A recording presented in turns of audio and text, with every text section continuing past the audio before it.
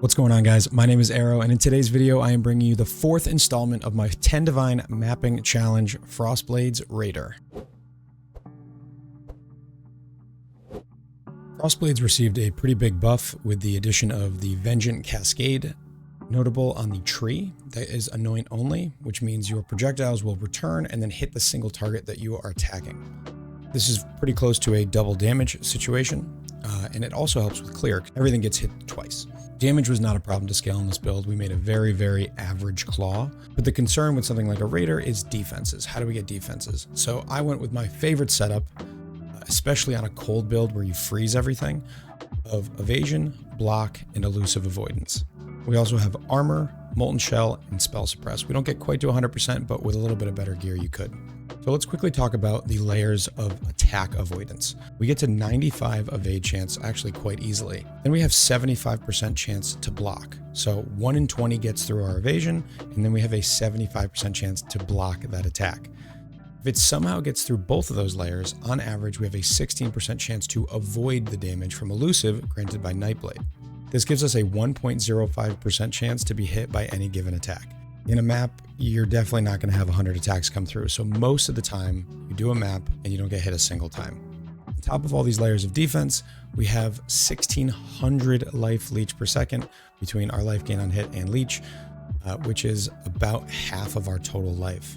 So if you do get hit, you recover very, very quickly. This build all in all cost me about 5.5 to 6 divines, and I was able to take down the Exarch with it fairly easily. I did die in the ball phase, as I always do, but otherwise it was fairly easy to just stand there and not get hit by any of his attacks. So you could kind of face tank it. You can almost face tank the shotgunning fire spell that he does. If you have extra damage mods on the map, you probably won't be able to tank it. But if you throw up your molten shell and just stand there and attack, you'll leech right through it. But this is a mapping build, so mapping comes first. So let's talk a little bit more about that. As you can see, this build is very, very fast. We get about 260% movement speed. And on top of that, our whirling blades is crazy fast. You move between packs instantaneously, making for a very, very smooth playstyle.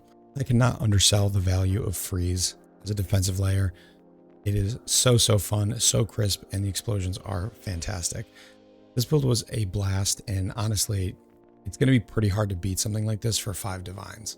I know Frostblades has been kind of popular lately. I didn't look at any other creators' builds, so I'm sure that people are doing other things differently. So feel free to let me know in the comments if I'm making a huge mistake somewhere, but I did come up with this from scratch, so I'm sure there's something that I missed.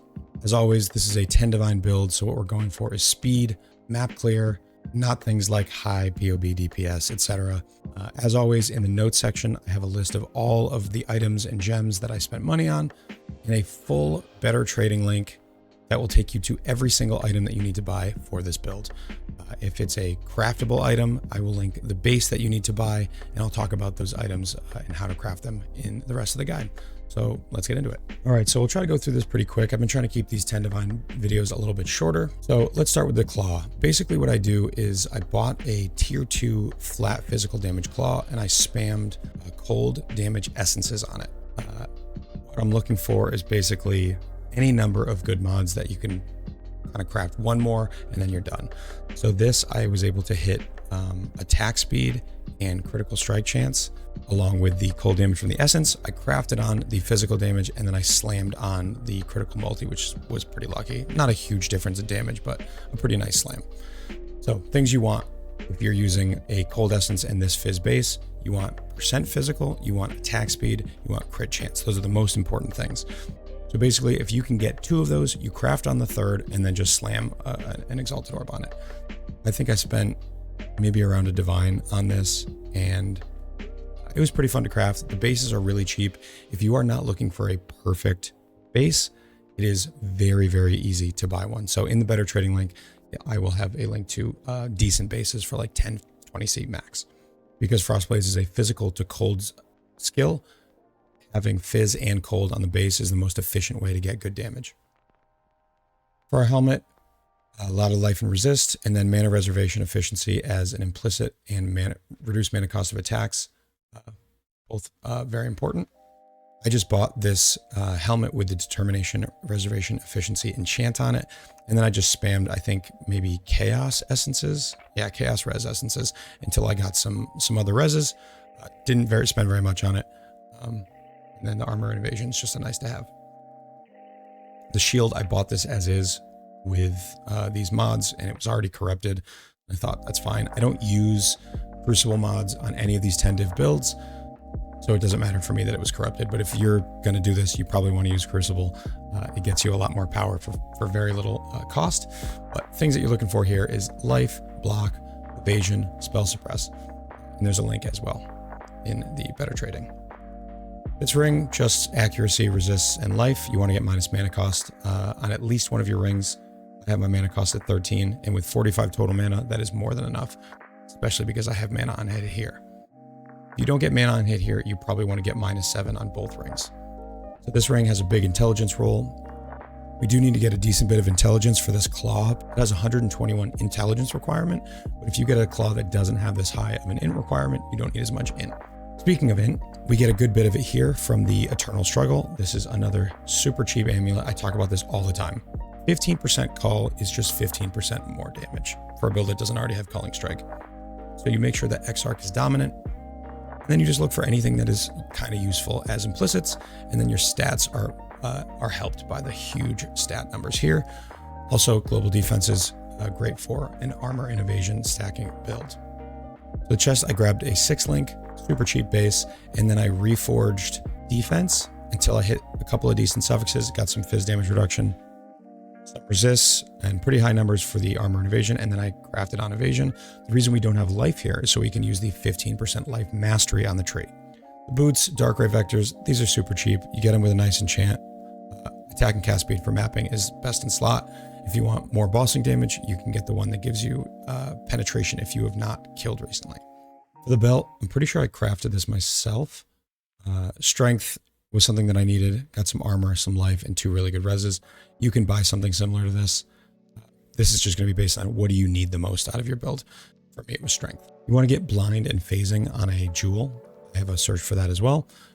Some life on it's really nice to have, but blind and phasing makes it so it's very easy to hit the 95 cap for evasion, and also phasing is just really nice. Shadows and Dust is just one of the best mapping items you can get for 1C. I got these for very cheap with a max frenzy charge. Because we are a raider, we do stack frenzy charges. You can get 2 mods as implicits. I just got the 1, but crit multi, rampage, and smoke clouds are another way to get you blind.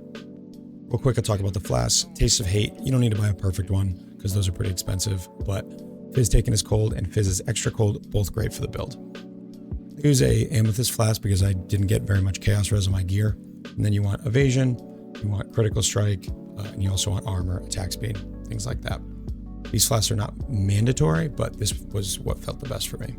For the gems, Whirling Blades, really nice movement skill. Dread Banner is great because it gives enemies less accuracy rating, which is effectively a more multiplier on your evasion.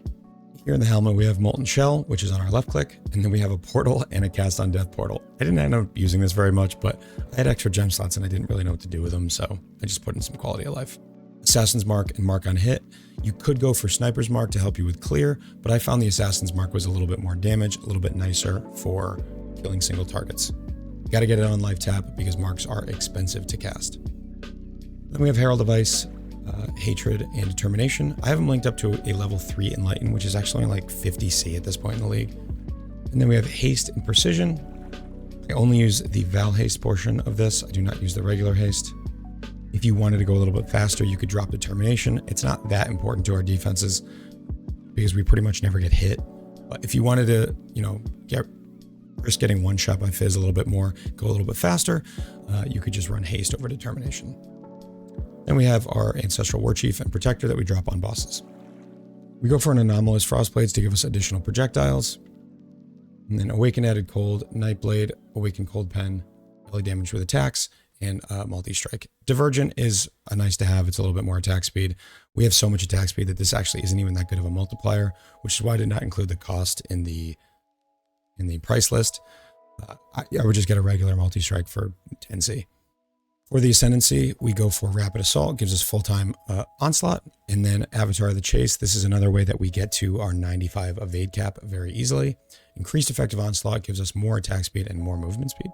Also that 10% more chance to evade. Over here, Way of the Poacher gives us Frenzy Generation, Max Frenzy, and then a bunch of great stats per Frenzy Charge. On this budget, we end up with a total of 9 Frenzy Charges, which is pretty nice. Speaking of Frenzy Charges, on the tree, we come down here and we grab Disciple of the Slaughter, as well as all 3 of the available Frenzy Charges. And these are fantastic. 45% evasion rating, 18% movement speed, 18% attack speed, and then a huge amount of extra damage. You'll notice here that we grab some block in this area, deflection, we grab retaliation, the shield mastery for block. This helps us get to the block cap, and then we have some nice damage from block from the block mastery here. We grab this attack mastery. It gives us a bunch more melee strike range, which makes you able to attack from super far away from Frostblades. And then we get additional strike. This also makes it so you don't actually have to click on an enemy to attack. It'll just allow your secondary strike to auto target an enemy. So it essentially doesn't feel like a strike skill anymore. We grab this mana mastery just for the reservation. You have to get this cold mastery to convert the rest of your physical to cold. Spell suppression, crit multi. We go for a Watcher's Eye that gives us 8% chance to block. That's the only mod that I care about on here. You can obviously upgrade this to a lot of different things. We use a bunch of auras. So a really nice thing that you can get is a Lethal Pride. Use the PoB tool to find a Timeless Jewel. Because we take so much stuff in this area, this Lethal Pride becomes incredibly valuable. Things like melee crit multi, melee crit chance, more multi here, double damage, increased armor, Fizz taken as. There's so much stuff that you can get here.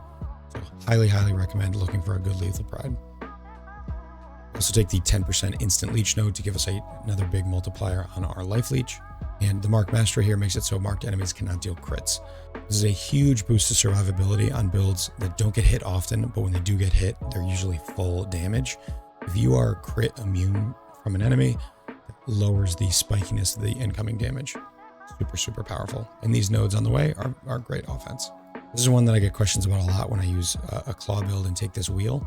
So one, this gives us 15 multi as a bonus, but also this move speed and then elusive effect does affect claw builds because it does not specifically say elusive effect for daggers. And then the dagger mastery is not specific to daggers. Elusive grants 40 crit multi for skills supported by Nightblade. This gets scaled by our elusive effect, which we have over 100% of. So this point right here is like 83% critical strike multiplier. Phenomenal offense. And that's pretty much it. This build was super fast, super fun. I really liked it. It did a lot of maps with this build. And you can even take down things like Eater and Exarch. So for 5 to 6 divines, you really can't beat this. Frostblades Raider is a lot of fun. If you're going to go high investment, maybe I wouldn't necessarily go Raider, but low investment, this is a phenomenal build. So that's going to be it from me. If you have any questions on this build or any of my other builds, you can check me out on Twitch, twitch.tv/AER0__. If you want to support me, click the like button on this video, subscribe for more content, maybe drop a comment. Tell me what build you want to see next. If you want to support me financially, you can come over and sub on Twitch or subscribe to my Patreon. The link is in the description. Thank you so much for watching. And as always, take care.